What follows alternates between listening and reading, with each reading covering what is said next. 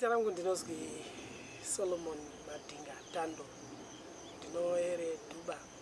Ndinozwa kudakara kwa pakati pemarudzi akasiyana siyana nechiitiko chino chinondidakadza.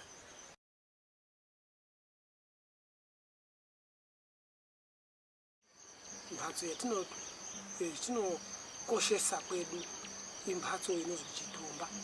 Chitumba imhatso inongana ine bandla pashi. Yoite mhatso yekuata padera iri mhatso imwe yakaturikidzana kuti pashi ibandla panobasirwe muriro majaha eitambirepo lihle mashoko pabandla. Mudenga mune ndau yokuti inoatwa ngemajaha, ine ndauzve yekungwarire zvikafu zvingaryiwa. This is a granary. It is one of our cultural architectural structures. Okay.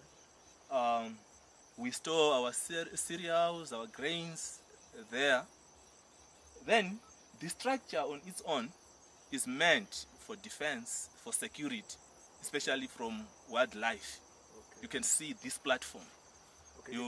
The people can sleep there. Yeah, they can sleep there. Okay. Yes. Then they will be very safe from wildlife attacks. Then we also need to understand the effect of soot or smoke, especially when we are trying to preserve our grains.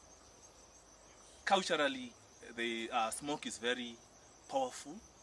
It can keep away weevils, all borers. They can be kept away. Unlike currently where we use, certain chemicals which can be harmful even to our health.